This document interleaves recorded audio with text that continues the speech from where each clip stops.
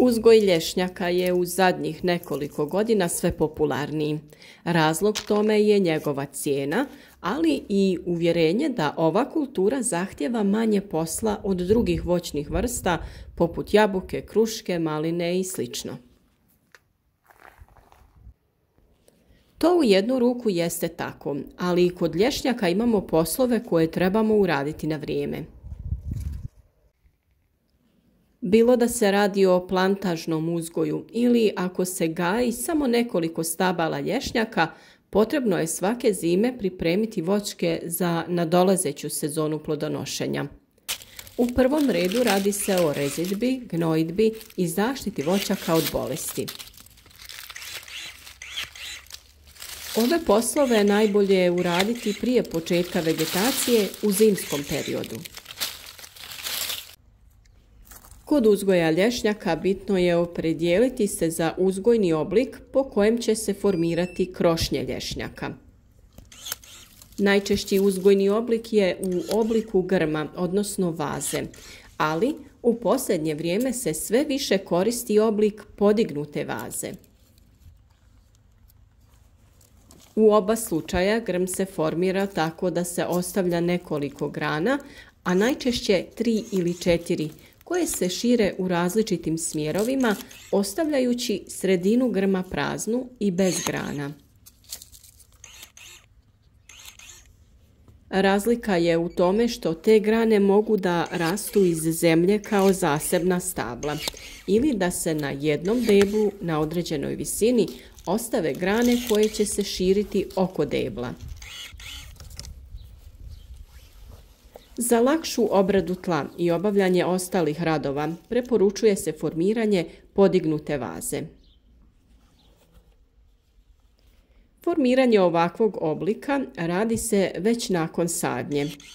Nakon prve godine ostavlja se 3 do 4 grane različitog usmjerenja i na različitim visinama, te će one u predstojećem životu voćke biti nositelji stabla.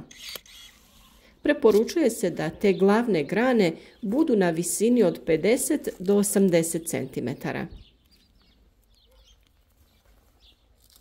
Za uzgoj lješnjaka su jako bitna orezivanja u prvih nekoliko godina, kada se formira uzgojni oblik, i tada je potrebno to napraviti kako treba.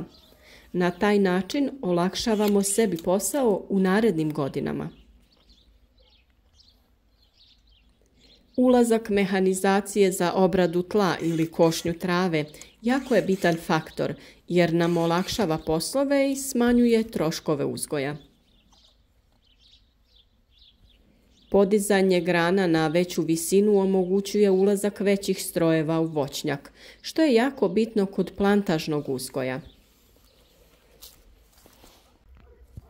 Ako se ipak odlučimo za klasični oblik grma, tada rezidbu vršimo tako što uklanjamo sve izdanke iz sredine grma, a ostavljamo pravilno raspoređenih 4 do 5 glavnih izdanaka.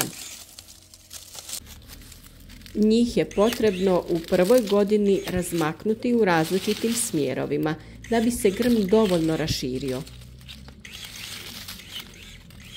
Širenjem grma dobiva se prozračnost u krošnji biljke, ali se omogućuje i prodor svjetlosti do svih grana, kao i plodova na granama. I kod ovog oblika bitno je u prvih nekoliko godina pravilno formirati grm. To radimo dok su izdanci tanji, kada je lakše izvršiti rezidbu. Za ove radove odlične su se pokazale električne škare koje su sada pristupačnije sa cijenom. Mi smo se opredijelili za Keptek škare koje lako možete naručiti preko interneta po povoljnoj cijeni u odnosu na druge proizvođače, a kvalitet i snagu možete vidjeti u videu. U opisu videa ostaviti ćemo vam link i kod za popust koji smo dogovorili za sve pratitelje našeg kanala. Pri rezidbi u narednim godinama potrebno je držati se istih načela, a to su oslobađanje središta grma te omogućavanje dotoka svjetlosti do svih grana na stablu. Sve grane koje se preklapaju jedna preko druge potrebno je ukloniti. Sve one koje su usmjerene prema središtu grma treba odrezati. U ovom periodu, u drugoj polovini zime, možemo primijetiti i rodne pupoljke. Pored resa kojima su okićeni grmovi, možemo pronaći i cvjetne pupoljke. Rese predstavljaju muške cvjetove koji oprašuju ženske, koji su manji i teže se primjećuju. Ovdje možete vidjeti razliku između muškog i ženskog cvijeta. Nakon oprašivanja polenov prah će prenijeti vjetar ili pčele na male crvene cvjetove na pupoljke iz kojih ćemo dobiti nekoliko plodova.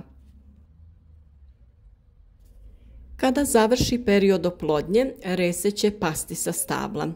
Jako je bitno da u voćnjaku ili plantaži imamo više različitih vrsta sorti lješnjaka. To je bitno da bi se produžilo vrijeme oprašivanja. Za vrijeme sunčanih dana kada su temperature iznad 10 stepeni Celzijusa iz svojih košnica izlaze pčele da bi uzele prvu hranu nakon dužeg perioda mirovanja. Polenov prah od lješnjaka je jako bitan za proljetni razvoj pčele, pa je potrebno pripaziti na njih. Ovo se odnosi prvenstveno na zaštitu pčele pri upotrebi hemijskih sredstava koje treba izbjegavati u fazi cvjetanja lješnjaka. Zaštitu od bolesti treba uraditi na početku zime kada cvjetanje nije počelo i na kraju zime kada cvjetanje završi, odnosno rese krenu da opadaju sa stabla. Za to koristimo mineralna ulja i preparate na bazi bakra. Period za zaštitu je na samom kraju zime, a prije kretanja vegetacije, a to je otprilike 3. mjesec. Do tada bi poslovi sa rezidbom trebali biti završeni. Pored rezidbe i zaštite bitna je i gnojidba, za što se koristi organsko gnojivo poput stajnjaka te mineralna NPK hranjiva. Zbog veoma bujne krošnje sa puno lisne mase potrebno je dodavati veće količine azota, a dodajemo ga u kan gnojivima. U prvim godinama po biljci dodajemo od pola kilograma pa sve do 1 kilograma u 4. godini. Za obezbjeđivanje kalija i fosfora koristimo NPK hranjiva formulacije 7, 20, 30 ili slično. Tu gnojidbu uraditi ćemo u jesen, dok ćemo sa dodavanjem azota krenuti u proljeće.